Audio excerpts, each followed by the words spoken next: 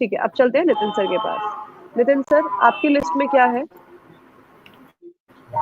बिल्कुल कंचन जी, देखिए सितंबर मंथ में कई सारे स्टॉक्स पे मैंने प्रॉफिट बुक की थी। उसी स्टॉक को अक्टूबर मंथ में इनफैक्ट लास्ट एक सप्ताह से परचेज करना स्टार्ट किया हूँ। मैं उसी 4 स्टॉक्स की बात करूंगा जिसको मैंने प्रॉफिट बुक किया था और उसको मैं परचेज कर रहा हूँ। और ये मेरी परचेजिंग जो है ऑलमोस्ट नवंबर तक चलेगी। नवंबर 20 तक मेरा टारगेट जो है, जितना क्वांटिटी मुझे उठाना है वो क्वांटिटी में उठाऊंगा। और अपने क्लाइंट्स को भी मैं वही रिकमेंड कर रहा हूँ जिनको मैंने प्रॉफिट बुक करवाया था जिस स्टॉक्स के अंदर में। तो देखिए, पहला स्टॉक मेरे पास है टाटा स्टील जी। टाटा स्टील देखिए अभी 121 के आसपास चल रहा है। ऑलमोस्ट 135 का हाई लगाने के बाद में 121 के आसपास चल रहा है। 115 पर इसका जबरदस्त सपोर्ट बना हुआ है। मतलब अपने फाइनल सपोर्ट, एक जो स्ट्रॉन्ग सपोर्ट बन रहा है 115, वहां से सिर्फ 6 रुपए नीचे है।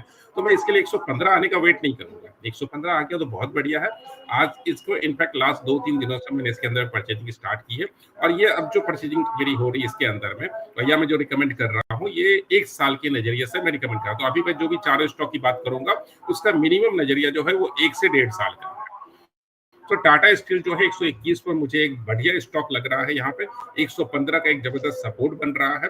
बाकी तो देखिए साइकोलॉजिकली 100 रुपए का एक बढ़िया सपोर्ट है इसका साइकोलॉजिकली, बट टेक्निकली चार्ट पे भी जो है वो 115 का एक अच्छा सपोर्ट दिख रहा है। तो बॉटम पिकिंग के लिए ये स्टॉक अच्छा है, आप इसको पिक कर सकते हैं। अगर किसी ने पहले से रखा हुआ और एवरेज आउट करना है तो मुझे लगता है ये जगह एवरेजिंग करने के लिए भी एक अच्छी जगह है जहां पर एवरेज किया जा सकता है, जिससे आपकी कॉस्टिंग जो है थोड़ी नीचे आ जाएगी। क्योंकि यहाँ से और ज्यादा नीचे जाने की संभावना कम हो गई है और यहाँ से ऊपर उठने के चांसेस जो है हाई हो गई है। तो 1 साल का मेरा टारगेट जो है इस स्टॉक के अंदर जो आ रहा है वो आ रहा है 163 का। सो नेक्स्ट ईयर दिवाली तक में मैं इस स्टॉक को 163 के आसपास देखता हूँ, एक कंजर्वेटिव अप्रोच के साथ में। अगर थोड़ा सा अगर एग्रेसिव होते हैं, बिकॉज देखिए मई जून में जब हमारी नई गवर्नमेंट फॉर्म होती है तो एग्रेसिवनेस जो बनेगा, तो वो एग्रेसिव अप्रोच के साथ अगर मैं देखता हूँ तो ये स्टॉक मुझे 183 या 190 तक भी ले जाता है। बट कंजर्वेटिव अप्रोच मुझे 163 दिखाता है। तो इस टारगेट के साथ में मैं इस स्टॉक को बॉटम पिक फिर से कर रहा हूँ। ये री इन्वेस्टमेंट फिर से स्टार्ट हो रही है। दूसरा स्टॉक है मेरे पास में Godrej properties. Real estate sir एक बार नाम बताएंगे फिर से? गॉडरेज प्रॉपर्टीज। गोदरेज प्रॉपर्टीज ना? Yes exactly. 1635 के आसपास चल रहा है। रियल एस्टेट के अंदर में मैं थोड़ा सा पॉजिटिव हूँ। इसके अंदर में शॉर्ट टर्म नजरिया अगर लेते हैं तो फरवरी तक का नजरिया रखें, और अगर लॉन्ग टर्म लेते हैं तो नेक्स्ट ईयर 2024 दिसंबर तक का नजरिया रखें। 1636 के आसपास चल रहा है। देखिए इसका सपोर्ट जो बन रहा है वो सपोर्ट बन रहा है 1600 का। टेक्निकल सपोर्ट भी है और एक साइकोलॉजिकल सपोर्ट भी जो है। टेक्निकल सपोर्ट इसलिए बोल रहा हूं क्योंकि टेक्निकल चार्ट पे भी आप देखेंगे अगर डेली चार्ट पे, तो एक मल्टी मंथ में 2000 इनफैक्ट जस्ट जुलाई अगस्त सितंबर इस मंथ में इस 1600 लेवल को इसने एक अच्छे तरह से जो है सो कैटर किया है, रिस्पेक्ट दिया है। उसके बाद में अच्छी मूवमेंट इसने दिखाई है। सो 1600 का लेवल जो है एक अच्छा सपोर्ट मुझे दिख रहा है। इसको भी मैं नवंबर तक में इसके अंदर मुझे कई फेजेस में कई स्पेल में इसके अंदर बाई करने का टारगेट है। अपने क्लाइंट्स को भी रिकमेंड कर चुका, ऑलरेडी इसके अंदर मेरी बाइंग बनी हुई है। कुछ पॉइंट पर मैंने इसको ऑफलोड किया था, प्रॉफिट बुक किया था, लेकिन बाकी फिर से मैंने जो पैसे से मैंने प्रॉफिट बुक किया था उसी पैसे को वापस जो है जितनी क्वांटिटी थी वापस इसको मैं पिक करने की कोशिश कर रहा हूं और कई फेजेस में इसको पिक करूंगा। अगर इसकी टारगेट की बात करें तो देखिए फरवरी तक का टारगेट क्या आ रहा है, वो टारगेट आ रहा है 1870 का। और अगर मैं नेक्स्ट ईयर 2024 दिसंबर तक की अगर बात करता हूं तो ये स्टॉक मुझे 2500 प्लस का लेवल दिखाता हुआ दिख रहा है। तो इस टारगेट के हिसाब से गॉडरेज प्रॉपर्टीज को बाई किया जा सकता है। तीसरा स्टॉक जो आपके चैनल के माध्यम से दर्शक मुझे देखते हैं तो बहुत ऑब्वियस सा है, काफी फेवर करता हूँ इस स्टॉक को, बिकॉज इस स्टॉक की मैनेजमेंट, इस स्टॉक का आगे का फ्यूचर मुझे काफी अच्छा लगता है। हिमाद्री स्पेशलिटी, तो कई लोग मुझे जानते हैं, जो लोग मुझे कई सालों से सुन रहे हैं कि हिमाद्री के अंदर में मेरी पोजीशन है और गाहे बगाए मैं कई मौके पर हिमाद्री को मैं उठाता रहता हूं। इनफैक्ट सितंबर महीने में हिमाद्री के अंदर मैंने प्रॉफिट बुक की थी और अक्टूबर मंथ मुझे मालूम था कि पैनिक क्रिएट होगा तो इसके अंदर में थोड़ा सा एक दबाव बनेगा। टचवुड मैंने इसको ऑलमोस्ट जो इसका हाई था वहां पर ही प्रॉफिट बुक किया था, उससे 2-3 पॉइंट ऊपर नीचे पर। तो उसके बाद से मैं इसके अंदर में बॉटम पिक कर रहा हूँ। 248-49 के आसपास अभी चल रहा है और इसका जो सपोर्ट लेवल बना हुआ है इनफैक्ट एस्ट्रोलॉजिकली और टेक्निकली दोनों सपोर्ट लेवल 231 पे खड़ा होता है। तो ये एक मुझे एक इंपॉर्टेंट लेवल देता है जहां के स्टॉप लॉस पॉइंट रख करके मैं बाइंग कर रहा हूं, और ये भी जो है सो इनफैक्ट 2 से 3 स्पेल के अंदर में मेरी बाइंग रहेगी।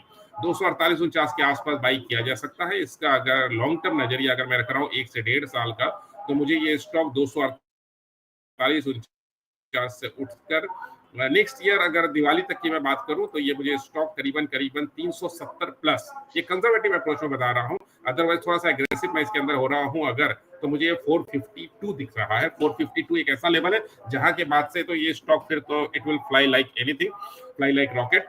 तो 452 का लेवल जो है थोड़ा सा एग्रेसिव अप्रोच है, और 370 जो है थोड़ा सा कंजर्वेटिव अप्रोच है। और 370 के जो प्रोबेबिलिटी मेरे पास आ रही है इस स्टॉक का नेक्स्ट ईयर दिवाली तक का, उसकी प्रोबेबिलिटी ऑलमोस्ट 92% आ रही है एस्ट्रोलॉजिकल कॉम्बिनेशंस देख करके, बिकॉज टेक्निकल तो हम आज के दिन में नहीं देख सकते हैं, आगे फ्यूचर के जो हम देखते हैं तो एस्ट्रोलॉजिकल कॉम्बिनेशंस और उसका इम्पैक्ट भी देखते हैं, तो वो मुझे 92% की प्रोबेबिलिटी दे रहा है कि 370 ये हिट करेगा, और थोड़ा सा एग्रेसिव जाते हैं तो 452 ये हिट करेगा।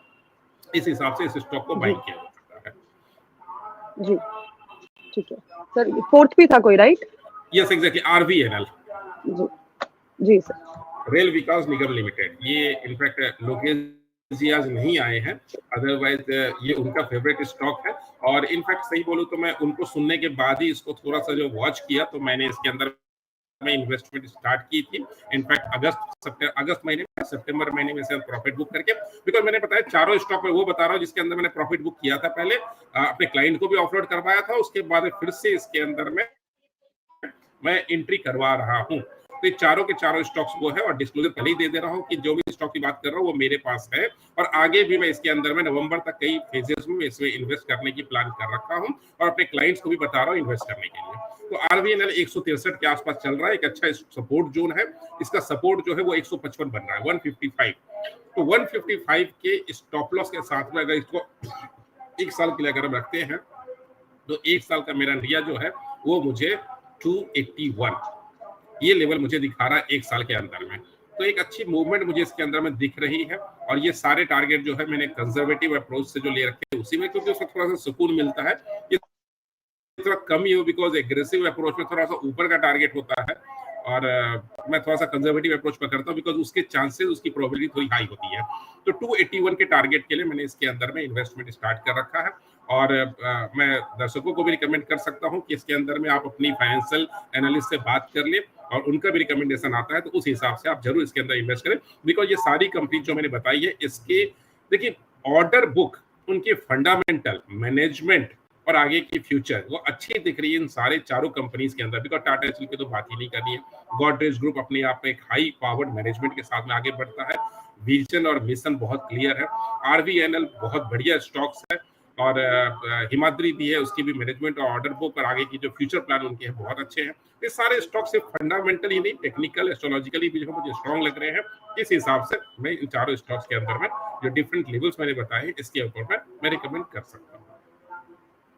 जी ठीक है, तो 4 जो रिकमेंडेशन है सर ने बता दी है, पहले भी ये रिकमेंडेशन सर की रह चुकी है, लेकिन उसके बाद सर ने प्रॉफिट बुकिंग की सलाह दी थी, लेकिन इस टाइम पे सर वापस से बता रहे हैं कि किन लेवल्स पे आपको अपनी पोजीशन मेंटेन करनी है और अगर कहाँ पे आपको खरीद करनी है।